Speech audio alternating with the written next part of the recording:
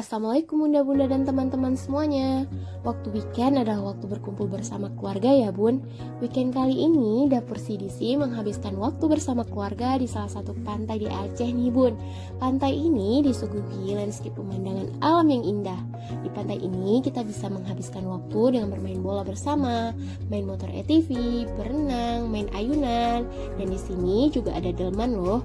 Sangat rekomendasi banget loh bun untuk liburan di sini.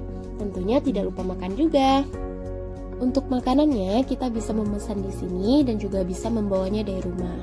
Dapur CDC kali ini membawanya dari rumah dengan berbagai macam menu, diantaranya ada ayam goreng, ikan asin, ada kerupuk, ada udang sambal, dan tentunya adalah makanan khas Aceh, salah satunya yaitu kuah plik.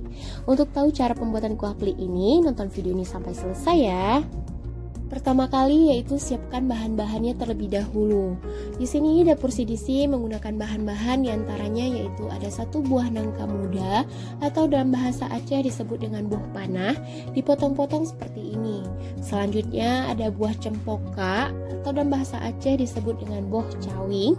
Kalau di tempat teman-teman apa namanya? Sebut di kolom komentar ya. Dibuang tangkainya, seperti ini hasilnya. Selanjutnya ada daun melinjo atau bahasa Acehnya disebut dengan on muling. Ini saya belinya di pasar, jadi dicampur daun muda dan daun tua. Jadi ini nanti dipilih-pilih dulu yang bagus-bagus, yang layak untuk digunakan. Kemudian saya potong-potong seperti ini. Untuk memasak kuah plik ini sendiri, setiap orang Aceh memiliki caranya masing-masing sesuai daerah ya teman-teman. Ada sebagian daerah yang daun-daunannya itu dipotong halus-halus. Tapi Dapur CDC dipotongnya seperti ini saja, agak kasar. Karena menurut keluarga CDC dengan dipotong seperti ini, rasa kuahnya itu nanti lebih manis. Bahan selanjutnya yaitu ada daun singkong atau dalam bahasa Aceh disebut dengan on ubi. Di sini saya gunakan 2 ikat. Nanti dipilih yang agak-agak muda ya daunnya bun. Lalu dipotong-potong seperti ini. Bahan selanjutnya yaitu buah melinjo atau dalam bahasa Acehnya disebut dengan buah muling. Buah ini juga sering dijadikan kerupuk khas Aceh yang biasa dikenal dengan emping. Ayo di sini siapa yang udah pernah makan emping? Nanti dibuang tangkainya ya. Selanjutnya, bahan yang bikin kuah plik ini makin khas yaitu ada rasanya pohon kecombrang atau batang kecombrang atau dalam bahasa Acehnya disebut dengan rebung kala. Luaran batangnya itu dikupas sampai seperti ini, selanjutnya dicincang-cincang sesuai selera. Di sini saya potongnya seperti ini, yang langsung saya potong dan campurkan bersama buah melinjo. Bahan selanjutnya yaitu ada buah kates dan juga labu siam. Di sini saya gunakan masing-masing setengahnya saja ya bunda-bunda. Selanjutnya dipotong-potong sesuai dengan selera. Untuk bahasa Acehnya buah kates disebut dengan buah pete dan untuk labu siam buah labu jipang. Selanjutnya yaitu saya gunakan terong panjang-panjang warna hijau seperti ini atau dalam bahasa Aceh disebut dengan buah terung, dipotong-potong seperti ini. Selanjutnya yaitu ada kacang panjang, ini sekitar 200 gram. Kemudian dipotong-potong seperti ini. Dalam bahasa Aceh kacang panjang disebut dengan buah rete. Untuk kacang tanah di sini saya gunakan kacang tanah kupas. Saya gunakannya tidak terlalu banyak, sekitar 1 genggam saja ya bunda-bunda. Dan bahan yang paling utama dari kuah plik ini sendiri yaitu pliu. Di sini saya gunakan sebanyak lebih kurang 500 gram. Ini dapat disesuaikan sesuai selera teman-teman dan bunda-bunda di rumah ya. Untuk informasi, pliu ini adalah kelapa yang difermentasikan lalu dikeringkan dan aman untuk dikonsumsi.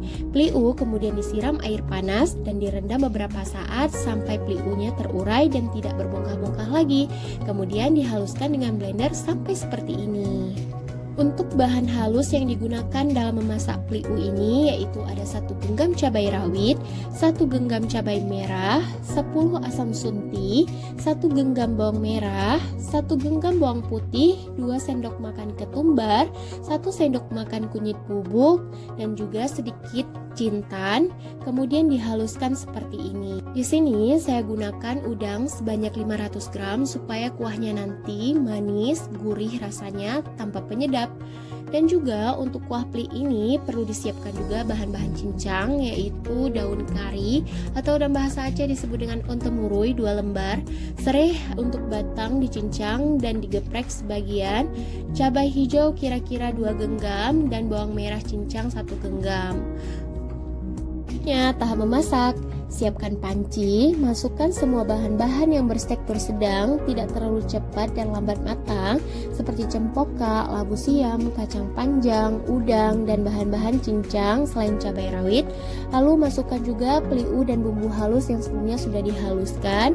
Aduk-aduk, masukkan 2 sendok teh garam. Untuk garamnya ditambahkan secara bertahap ya bunda-bunda.